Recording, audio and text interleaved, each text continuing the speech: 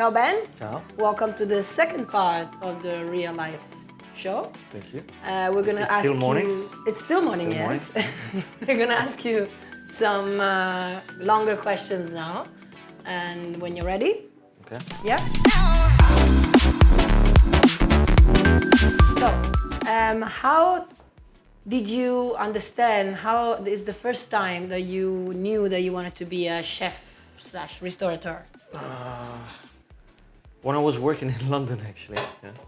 I finished hotel management school, and actually I studied tourism and administration for hotels. So I moved to London, started to work in restaurants, and with the intention of eventually moving to the front office. And then I realized that I really enjoyed, the restaurant business. And how old were you? 19. Oh. 19. I had already worked in restaurants before that, and summer season in Germany and in Italy. And but it's when I moved to London that I realized that I wanted to work in the restaurants.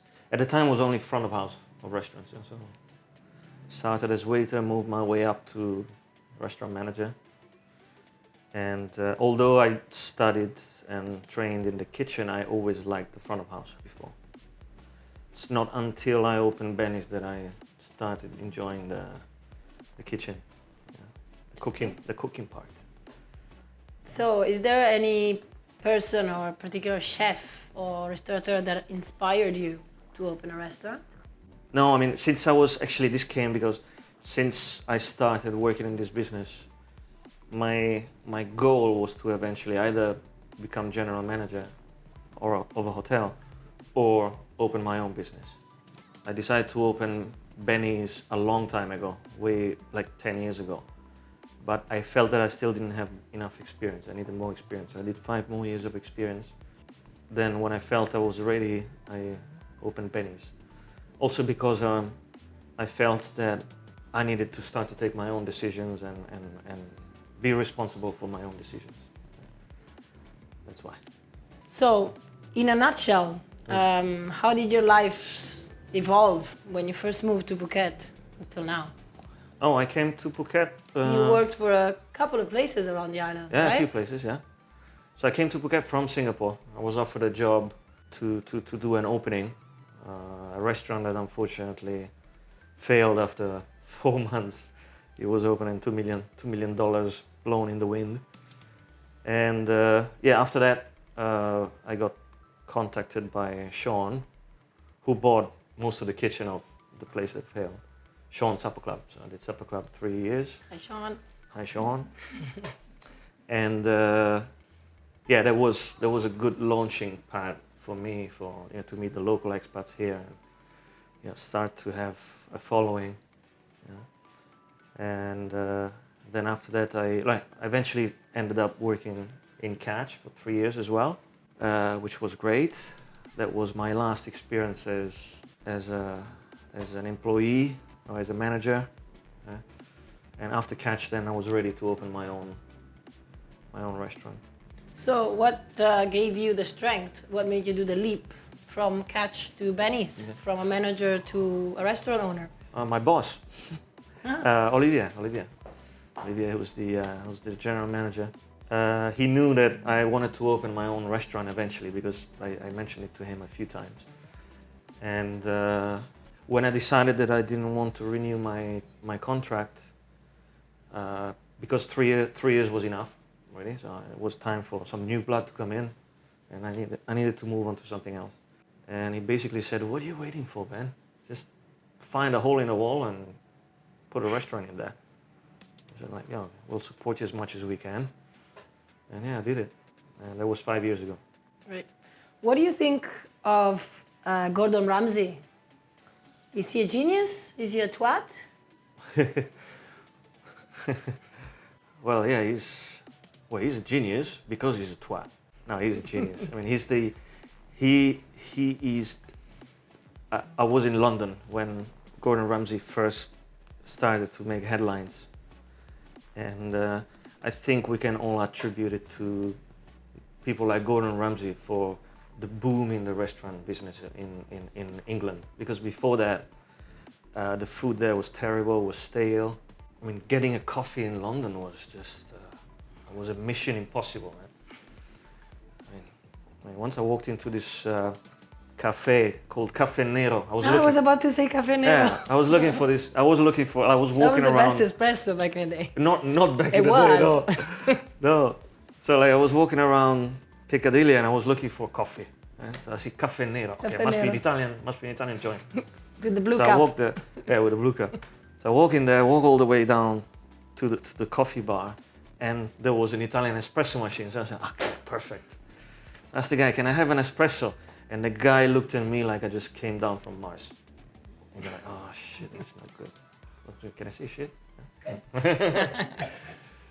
And yeah, it was terrible. And then eventually I discovered Cafe Italia in Soho. They still nowadays, and they have the old machine with the lever. And then Gordon Ramsay and Jamie Oliver came along, and boom, everybody was a food connoisseur and a wine connoisseur, and all these Michelin star restaurants started to spring up. Yeah, and today it's still one of the food capitals of the world. Right? And yeah, so yeah, Gordon Ramsay is a genius. Not sure if he did it on purpose, but I mean, he's still going strong, right? So yeah, someone I look up to. And speaking of someone you look up to, is there a chef or a restaurateur in the world that you would like to have a chat with, have an espresso with, to ask him a few questions? Restaurateur. Yeah, maybe Gordon Ramsay. Can't think of anyone. What would you ask him? Franklin from Franklin Barbecue as well. Yeah, the owner of Franklin Barbecue. So coming back to Phuket, do you remember when and where you met Chef Noi from Swai? Oh, where did I meet him?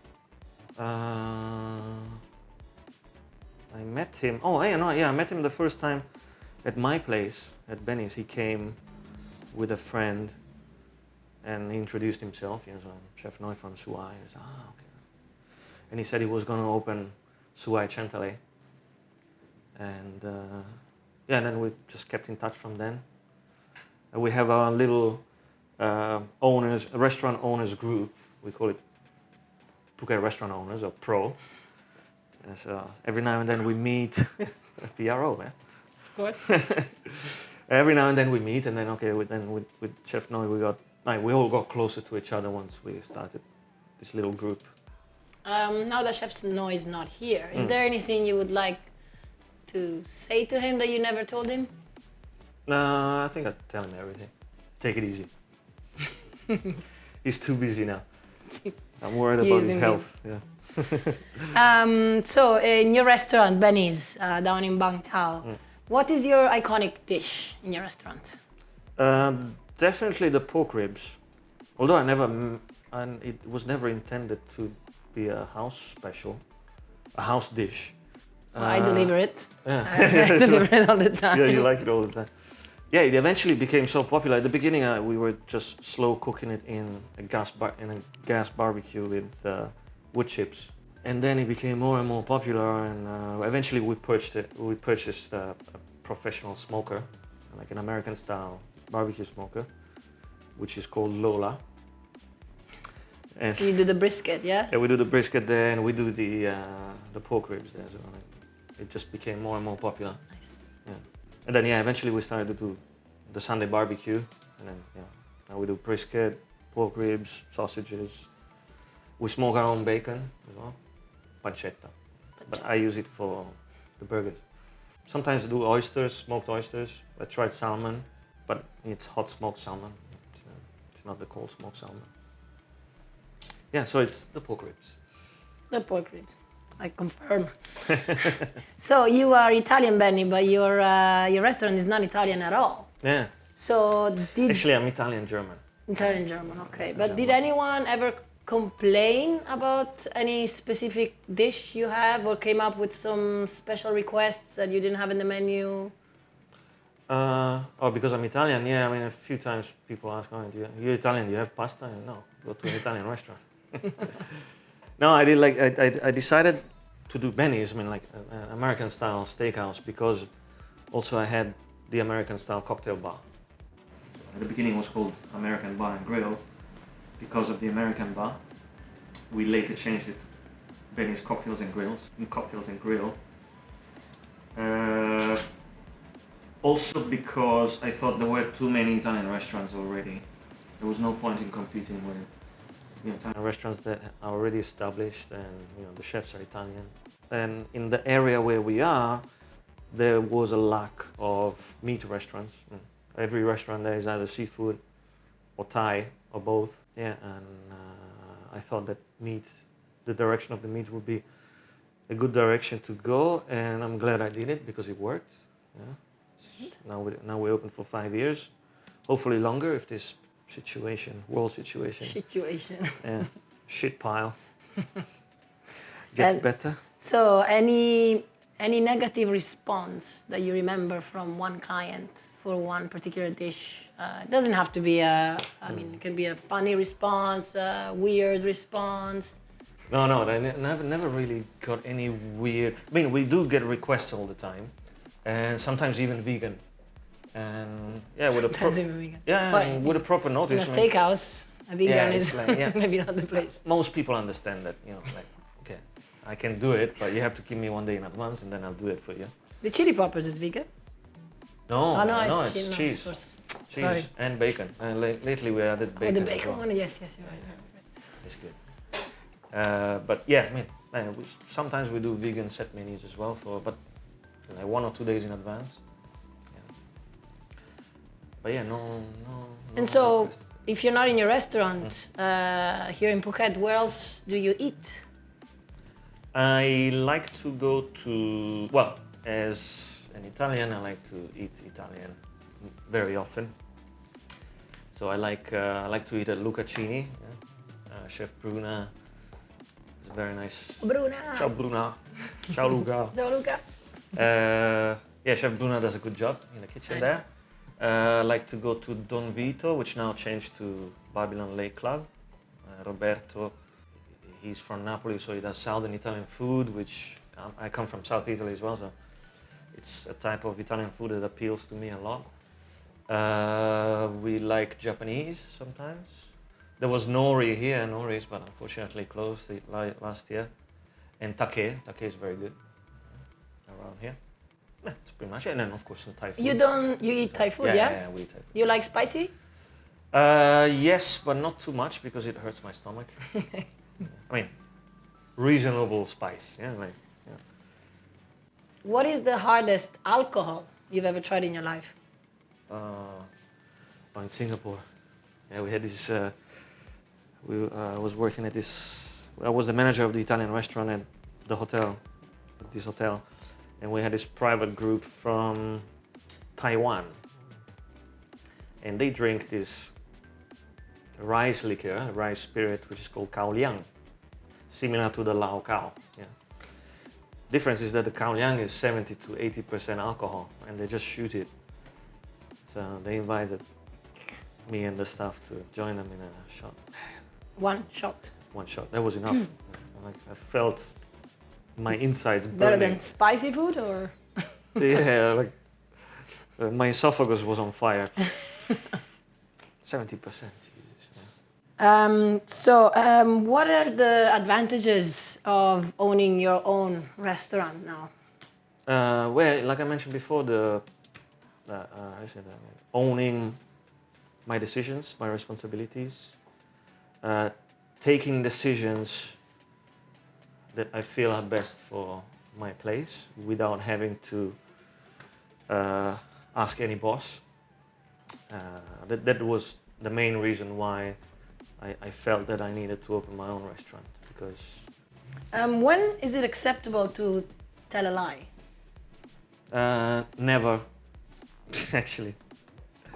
It's never good to tell a lie. I mean, you can not tell the entire truth, which is the best thing, but I find, maybe I'm unlucky, but every time I tell a lie, I get caught. So I'd rather not tell any lies. Especially in a restaurant. I mean, it's always better to tell the guest exactly. If you made a mistake, you made a mistake. it happens. So, how do you keep your woman happy? How do I keep my woman happy? How do you avoid irritating her? Oh, that's impossible. Okay. No, I just be myself and respect her the way she needs to be respected. Be with her as much as possible, which now is easy. We work together, and then also try to give her own space. And she does this, she does the same. Yeah, it's about mutual respect.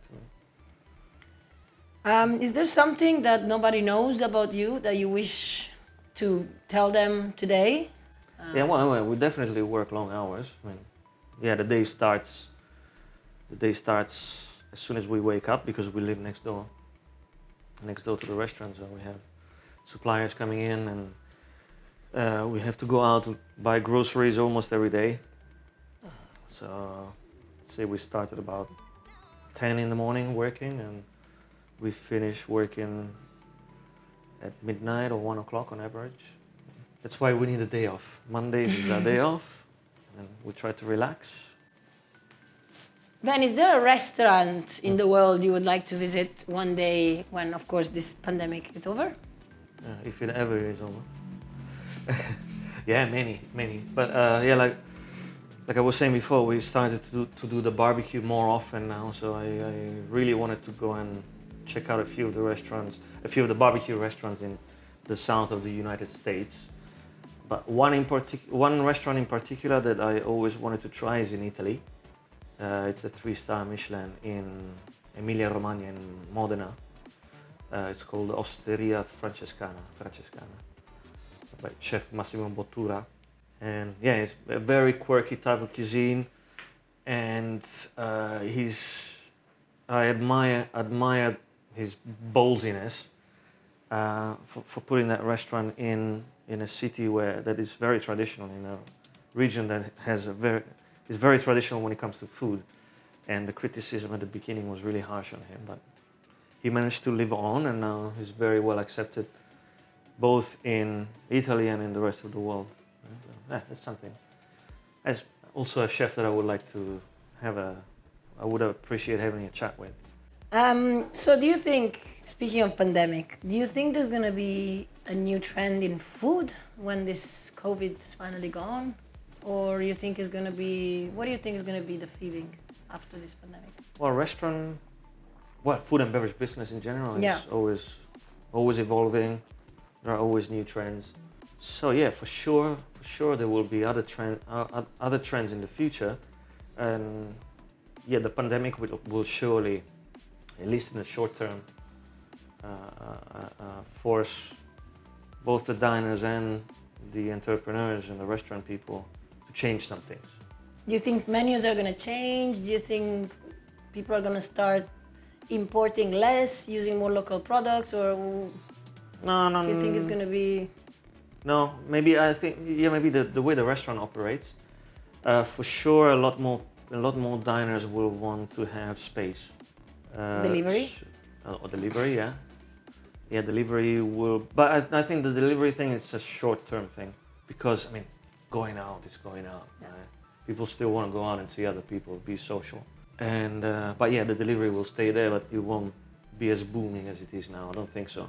Mm-hmm. I think eventually, once this is over and hopefully it gets under control, people will start to go out often again. But I think it will be the social distancing thing will stay in the mind for a while. And also hygiene. So yeah, use one-time things. Right? Usa e getta. Single-use plastic. Single-use. Yeah, hopefully the plastic, no. Like there's something I don't. It's very easy now to buy paper products or biodegradable stuff. Right? Well, speaking of which, your restaurant is on the beach basically, near the beach. Very, very close to the beach. Yeah. And I hear you've been organizing some beach cleanups with your neighbors in Bangtao, right? Yeah, we did. Well, last year. This year we haven't done it yet because, excuse my French, we have a lot of shit going on already. And yeah, we're all trying to salvage our businesses. But yeah, until last year, every year in the low season, we would organize beach cleanups. We do it once a week on a Sunday, which is when everybody more or less is off. And there are many groups on the island that do this. But restaurants in particular, I don't know many restaurants that actually do it. Well, maybe not.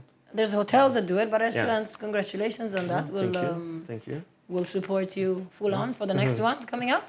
Yeah, normally this is organized by Pinang, which actually she wants to start to do it again. Okay. Pinang owns the Bangtao Sports Bar in Bangtao. And yeah, she got a bunch of us together, like restaurant owners, bar owners. And every Sunday we'll go down to the beach, do an hour, 2 hours of beach cleanup. So that's about 2-3 kilometers. And then we have a barbecue and a piss up on the beach. Of course, we'll take everything. Excellent. Make sure we take everything with us. Yeah, the problem in Phuket, I mean, I don't know, for those who are watching that are not from Phuket, there is a lot of rubbish that comes on the beach during the monsoon season. But it's so from the currents, sea. Yeah, it's not from the currents from the sea. From the island. Yeah. Bring all the plastic that is floating in the ocean towards us. And more than often you see languages that are not even Thai written on those boxes. Yeah, a lot of plastic bottles. Well, a lot of them are Thai, written in Thai. But a lot of others are in Sanskrit, either Indonesia. So Sanskrit, which is Indian, because we have the Andaman Sea. Yeah, no? the Nicobar Islands. Nicobar, yeah. Some Burmese, some Bahasa. Yeah, it's important. It's important that people understand it's not the hotel or the restaurants throwing it on the beach or the tourists that we don't have at the moment. Mostly it's the fishermen. It's the fishermen, and it's coming from the sea. So it's coming from the sea. The ocean is spilling it out basically. Back on the. Going back on our beautiful island. You say you have days off. Yeah, we have 1 day off in the week. Yeah, the moment we are off on Mondays. Mondays. Yeah. So if I ask you about Sunday brunches, what would be your favorite? Have you been to one recently? Well, no, we are open for lunch now, the barbecue lunch. Right? So, no, I don't have time. Apart from your barbecue lunch, which one is the best one you think? I don't have time to go out for brunches now, but yeah, my favorite was since the beginning, and I'm not being biased here. Is the brunch at Twin Palms, right? Which they are not doing yet. They haven't started it yet, I think. Not that I know of. But yeah, the Twin Palms brunch was always the best one since I first arrived on the island 13 years ago. Because of, the spread and the choice you have there, they throw a lot of money at that. Yeah, they even have raclette. Yeah, raclette. The only place you can find raclette. Sometimes they do foie gras. Yeah. It's a really good spread. And then of course now the Anantara Layan has a really good spread as well. So with all this food that goes around you, do you do some sports? Do you work out? I like running. You run? Yeah. How many times you run? I used to every day. Now, lately, I've been a bit lazy this last month. I've only run once. Last month or month? No, last month. Okay. In August. I thought the COVID was just a big month. No, actually, I picked up. I run a lot during the lockdown, Surin, Bangtao, well, wherever we were allowed to be, and but no, I enjoy outdoors. I don't like to be closed in a gym, four walls, aircon, and I like to be outdoor and just open my mind. Do you have any tattoos? Yeah, I got 2 here, Thai tattoos. Thai tattoos, which can we know the meaning? No idea. You gotta ask.